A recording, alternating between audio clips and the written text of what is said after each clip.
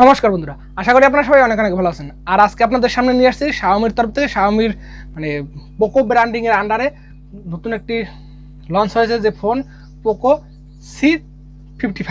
তো এই Poco C55 এই ফোনটা আজকে আপনাদের সামনে ডিটেলস রিভিউ দেবো। তো আমি অনুপম আর আপনারা দেখছেন এবি টেক নিউজ। তাহলে অবশ্যই চ্যানেলটাকে সাবস্ক্রাইব করবেন এবং ভিডিওটাতে একটা লাইক দিবেন।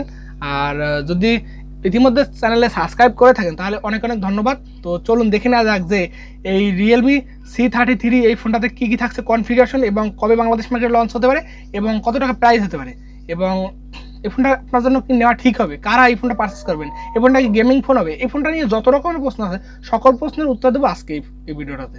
তো অবশ্যই ভিডিওটা স্কিপ না করে সম্পূর্ণ দেখবেন, একটা অনুরোধ। কারণ এই ভিডিওটা যদি স্কিপ করে যান তাহলে এই ভিডিওটা এমন কিছু কিছু ইনফরমেশন আছে যেগুলো আপনার জানাটা খুবই দরকার। তো এই বাজেট ক্যাটাগরির ফ্ল্যাগশিপ ফোন, তো চলুন দেখে নেওয়া যাক যে এই ফ্ল্যাগশিপ ফোনটাতে কী থাকছে।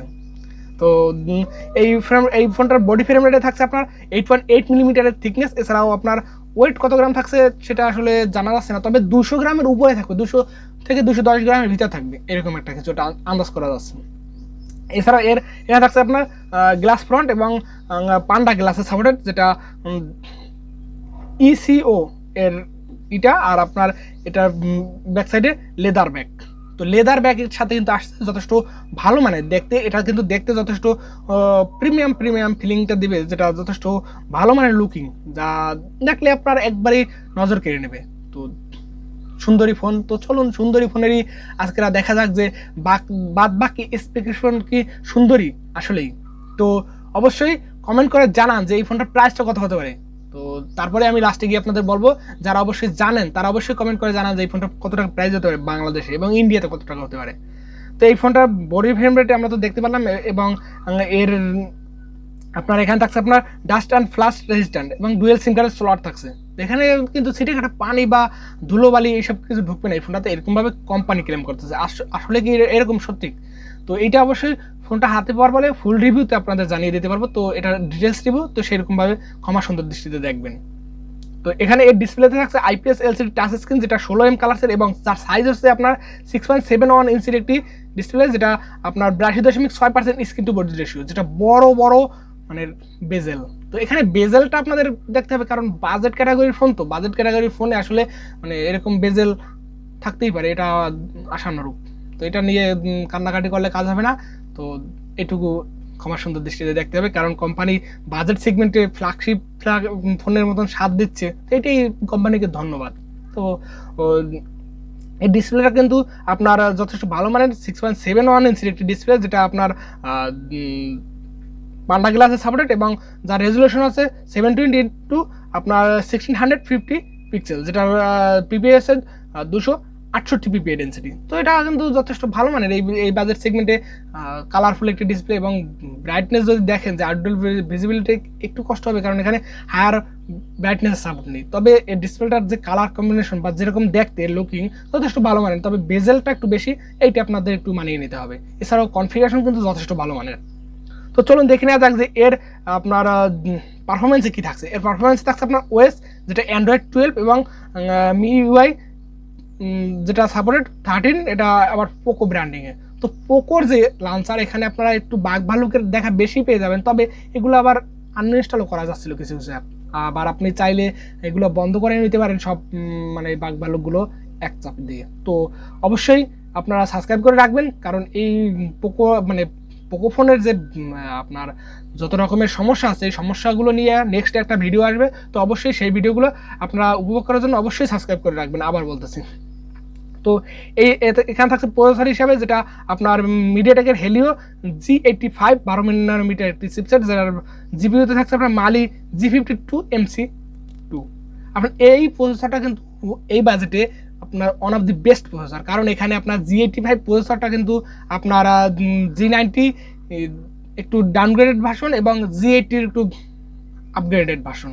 তো ওভারঅল কিন্তু প্রসেসরটা ভালো প্রসেসর, যেটা 2 লাখের উপরে এর আন্তত বেঞ্চমার্ক স্কোর, তো যেটা 2,15,000 মতন এর আন্তত বেঞ্চমার্ক স্কোর। এখানে পাবজি, ফ্রি ফায়ার, অ্যাসফল্ট 9 সব ধরনের গেমগুলো আপনারা অনায়াসে রান করতে পারবেন, এবং ফ্রি ফায়ারটা আপনার হাই গ্রাফিক্সের সাথে এখানে রান করতে পারবেন। তো ফ্রি ফায়ার গেমিং যদি আপনার টার্গেট থাকে তো অবশ্যই বেস্ট চয়েস, এবং পাবজি আপনারা মিডিয়াম ফ্রেম রেটে আপনারা এটা খেলতে পারবেন আপনার HDR-এ। তো যথেষ্ট ভালো মানের এখানে গেমিং এক্সপিরিয়েন্স আপনারা পেয়ে যাবেন। তো এখানে হায়ার রিফ্রেশ রেটের সাপোর্ট নেই, তা সত্ত্বেও আপনার প্রসেসরটা কিন্তু যথেষ্ট ভালো মানের প্রসেসর এই বাজেটে। তো প্রসেসর ভালো মানের। তো চলুন দেখে নেওয়া যাক র্যাম কী থাকছে। এখানে 4GB 64GB এবং 6GB 128GB, যেটা বাংলাদেশ মার্কেটে আসতে পারে 4GB 64GB, যে এই ভেরিয়েন্টটা বাংলাদেশ মার্কেটে আসতে পারে, যার স্টোরেজ টাইপ হচ্ছে eMMC 5.1 এর স্টোরেজ টাইপ এবং মাইক্রো SD কার্ডের স্লট থাকছে এখানে। তো এটা একটা ভালো দিক। 64GBর সাথে আপনারা 256GB 512GB পর্যন্ত আপনারা মেমোরি কার্ড এক্সপ্যান্ডেবল করতে পারতেছেন। এছাড়াও এখানে থাকছে আপনার 3GB ভার্চুয়াল র্যামের সাপোর্টেড, যেটা 4/3 7GB র্যামের সাপোর্ট পাচ্ছেন আপনারা। তো এটাও একটা ভালো দিক। তো র্যাম নিয়ে কোনো টেনশন করতে হবে না। তো চলুন দেখে নেওয়া যাক যে এই ফোনটা তো ডিসপ্লেটা ভালো বললাম মোটামুটি, তো প্রসেসরটা যথেষ্ট ভালো মানের বললাম, এবং এর ক্যামেরাটা কেমন। তো চলুন দেখে নেওয়া যাক যে ফোনের তো মেইন প্রায়োরিটিটা আমরা ক্যামেরাতে দিয়ে থাকি, কারণ এখানে গেলে একটা ছবি তুলি বা যে কোনো জায়গায় একটা ছবি তুলি সোশ্যাল মিডিয়া আপলোড করার জন্য। তো চলুন দেখে নেওয়া যাক যে এই ক্যামেরার পারফরমেন্স কেমন। এখানে থাকছে আপনার প্রাইমারি ক্যামেরা, যেটা 50 মেগাপিক্সেল সেন্সর, এবং যার সাথে থাকছে আপনার 0.08 একটি ডেপথ সেন্সর। তো এইটা বাদ রেখে আপনার 50 মেগাপিক্সেলের মেইন সেন্সর, যেটা কিন্তু আর 5টা 50 মেগাপিক্সেলের মতন হুবহু পিক্সেল আপনাকে এখান থেকে দিয়ে দেবে, যেটা ডিসেন্ট কোয়ালিটির ফটো আপনারা এখান থেকে পেয়ে যাবেন 50 মেগাপিক্সেলের। তো 50 মেগাপিক্সেলের সেন্সর হিসাবে ঠিকঠাক আপনাদের এখানে ছবি ক্যাপচার করে দিয়ে দেবে। তো এইটা নিয়ে টেনশন করতে হবে না। তবে এখানে ফ্রন্টে থাকছে আপনার 5 মেগাপিক্সেল সেন্সর, যেটা নিয়ে আমি একটু নিরাশ, কারণ এখানে অন্তত 8 মেগাপিক্সেলটা দিলে অন্তত মানিয়ে নেওয়ার মতন। তো এই বাজেটে আর কোম্পানিরা কিন্তু 8 মেগাপিক্সেল সেন্সর দিয়ে থাকে, তো এখানে কেন Xiaomi 5 মেগাপিক্সেল দিল বুঝলাম না। এখানে অবশ্যই 8 মেগাপিক্সেলের ক্যামেরা সেন্সরটা হলে ভালো হতো, তবে এখানে 5 মেগাপিক্সেল হওয়া সত্ত্বেও এখানে কিন্তু পিক্সেল কোয়ালিটি যথেষ্ট ভালো মানের ছিল, যেটা যথেষ্ট অ্যাকুরেট পিক্সেল দিতে পারবে আপনাদের। এই বাজেটে ডিসেন্ট কোয়ালিটির ফটো আপনারা পেয়ে যাবেন। তো ওভারঅল ক্যামেরা পারফরমেন্স মোটামুটি বলে চলে।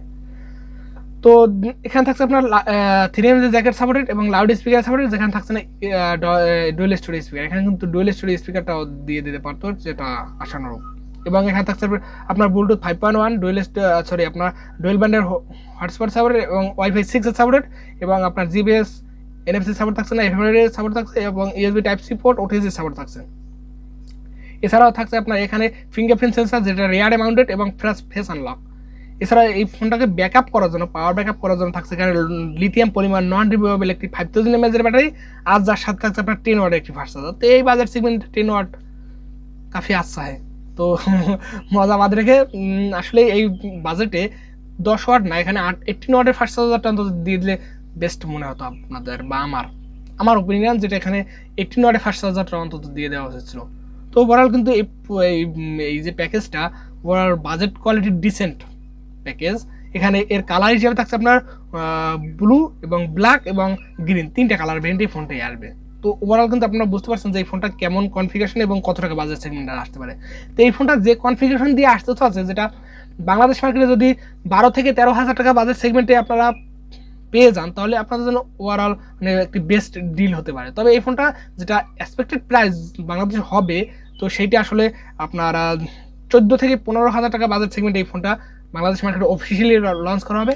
তো এই ফোনটা যদি 14-15,000 টাকা বাজেট সেগমেন্টে লঞ্চ করা হয়, তো এই ফোনটা কেমন হবে এবং এই ফোনটা আপনারা কি পারচেস করার জন্য ইচ্ছুক? তো আমি বলবো যে যদি আপনারা পারফরমেন্সের জন্য বেস্ট ফোন খুঁজে থাকেন, তাহলে এই ফোনটা আপনাদের জন্য বেস্ট। তবে ওভারঅল যদি আপনারা সব কিছু বিচার বিবেচনা করেন, তাহলে এই ফোনটা আপনাদের জন্য নয়, কারণ এখানে আপনার শুধু পারফরমেন্সের জন্য বেস্ট এবং লুকিংয়ের জন্য বেস্ট। তবে এখানে যদি আপনারা ক্যামেরা মানে বেস্ট কোয়ালিটি ফটো ক্যাপচার করতে চান, তাহলে কিন্তু ফোনটা কিন্তু আপনাদের জন্য নয়।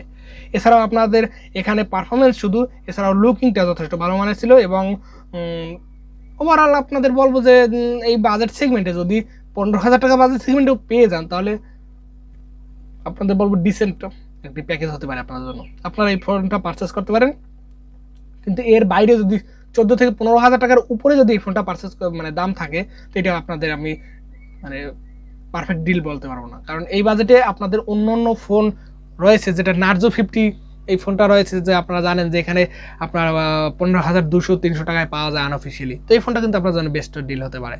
তো তাছাড়া এই ফোনটা, এই যে Xiaomi Poco C55, এই ফোনটা কিন্তু ওভারঅল বাজেট সেগমেন্টে একটি মানে বেস্ট প্যাকেজ আপনাদের